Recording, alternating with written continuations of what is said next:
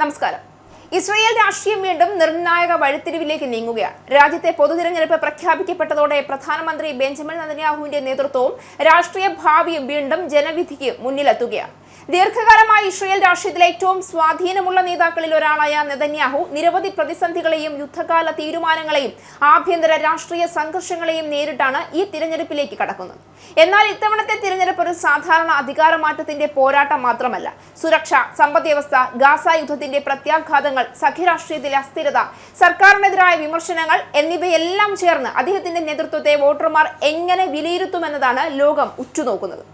തിരഞ്ഞെടുപ്പിന്റെ ഫലം നെതന്യാഹുവിന്റെ രാഷ്ട്രീയ യാത്രയ്ക്ക് പുതിയ കരുത്ത് നൽകുമോ അതോ പുതിയ നേതൃത്വത്തിന് വഴിയൊരുക്കുമോ എന്ന ചോദ്യമാണ് ഇപ്പോൾ ഇസ്രായേൽ രാഷ്ട്രീയത്തിന്റെ കേന്ദ്രബിന്ദു. ഇസ്രായേലിലെ അടുത്ത പൊതുതിരഞ്ഞെടുപ്പ് ഒക്ടോബർ 27 നടക്കുമെന്നാണ് റിപ്പോർട്ടുകൾ. പ്രധാനമന്ത്രി ബെഞ്ചമിൻ നെതന്യാഹുവിന്റെ നേതൃത്വത്തിലുള്ള സർക്കാർ 4 വർഷത്തെ കാലാവധി പൂർത്തിയാക്കുന്ന സാഹചര്യത്തിലാണ് തിരഞ്ഞെടുപ്പ് പ്രഖ്യാപിച്ചിരിക്കുന്നത്. ഭരണകക്ഷിയായ ലിക്വിഡ് പാർട്ടിയിലെ പ്രമുഖ അംഗമായ ഓഫിർ കാട്സ് ആണ് തിരഞ്ഞെടുപ്പ് തീയതി ഔദ്യോഗികമായി അറിയിച്ചത്. നിലവിലെ പാർലമെന്റായ നെസറ്റിന്റെ കാലാവധി ജൂലൈ 17 അവസാനിക്കും. കഴിഞ്ഞ 50 വർഷത്തിനിടയിൽ കാലാവധി പൂർത്തിയാക്കുന്ന ആദ്യ സർക്കാരായി ഇതോടെ നെതന്യാഹു ഭരണകൂടം മാറും.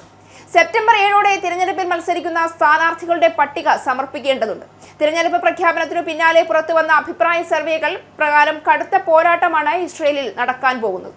ചാനൽ 12 ന്യൂസ് നടത്തിയ സർവേ പ്രകാരം നെതന്യാഹുവിന്റെ ലിക്വിഡ് പാർട്ടിയും ഗാഡി ഐസൻകോട്ടിന്റെ നേതൃത്വത്തിലുള്ള യാഷർ പാർട്ടിയും 23 സീറ്റുകൾ വീതം നേടി ഒപ്പത്തിനൊപ്പമാണ്. 120 അംഗ പാർലമെന്റിൽ സർക്കാർ രൂപീകരിക്കാൻ 61 സീറ്റുകളാണ് വേണ്ടത്. എന്നാൽ പ്രതിപക്ഷ ബ്ലോക്കിന് ഭൂരിപക്ഷം ലഭിക്കാൻ സാധ്യത കുറവായതിനാൽ ഒരു തൂക്കുസഭയിലേക്കും രാജ്യം നീങ്ങിയേക്കാമെന്ന് സർവേകൾ വിലയിരുത്തുന്നുണ്ട്. 2022 നവംബറിൽ നടന്ന ഇടക്കാല തിരഞ്ഞെടുപ്പിലൂടെയാണ് നെതന്യാഹുവിന്റെ നേതൃത്വത്തിലുള്ള സഖ്യം അധികാരത്തിൽ വന്നത്. ലിക്വിഡ് ഉൾപ്പെടെയുള്ള വിവിധ വലതുപക്ഷ പാർട്ടികൾ ചേർന്നുള്ള ഈ സഖ്യം 2022 ഡിസംബർ 29 സത്യപ്രതിജ്ഞ ചെയ്ത് അധികാരമേറ്റത്. ഇസ്രായേൽ ചരിത്രത്തിലെ ഏറ്റവും തീവ്ര വലതുപക്ഷ സ്വഭാവമുള്ളതും മതപരമായ യാഥാസ്ഥിതികവുമായ സർക്കാരാണ് നെതന്യാഹുവിന്റെ സർക്കാരിനെന്ന് വിമർശകർ വിശേഷിപ്പിക്കുന്നത്. യുദ്ധ സാഹചര്യങ്ങൾക്കിടയിലും കാലാവധി പൂർത്തിയാക്കി ജനവിധി തേടാൻ ഒരുങ്ങുകയാണ് നെതന്യാഹുവും സംഘവും. ജനാധിപത്യത്തിൽ അന്തിമ വിധി പറയുന്നത് വോട്ടർമാരാണ്. അതിനാൽ ഏതൊരു നേതാവിന്റെയും രാഷ്ട്രീയ ഭാവി തിരഞ്ഞെടുപ്പ് ഫലത്തിന് മുൻപ് ഉറപ്പിച്ച് പറയാനാവില്ല. എന്നാൽ ഈ തിരഞ്ഞെടുപ്പ് ബെഞ്ചമിൻ നെതന്യാഹുവിന് നിർണായക പരീക്ഷണമാകുമെന്നതിൽ സംശയവുമില്ല. ജനപിന്തുണ നിലനിർത്താൻ അദ്ദേഹത്തിന് കഴിയുമോ അതോ മാറ്റത്തിനുള്ള ജനവിധിയാകുമോ വരാൻ പോകുന്നത് എന്ന് തിരഞ്ഞെടുപ്പ് ഫലമാണ് വ്യക്തമാക്കുക. എന്തായാലും ഈ തിരഞ്ഞെടുപ്പിന്റെ ഫലം ഇസ്രായേലിന്റെ ആഭ്യന്തര രാഷ്ട്രീയത്തെ മാത്രമല്ല പശ്ചിമേഷ്യയിലെ ശക്തി സന്തുലനത്തെയും അന്താരാഷ്ട്ര നയതന്ത്രത്തെയും സ്വാധീനിക്കാൻ സാധ്യതയുള്ള ഒരു നിർണായക സംഭവമായി വിലയിരുത്തപ്പെടുകയാണ്.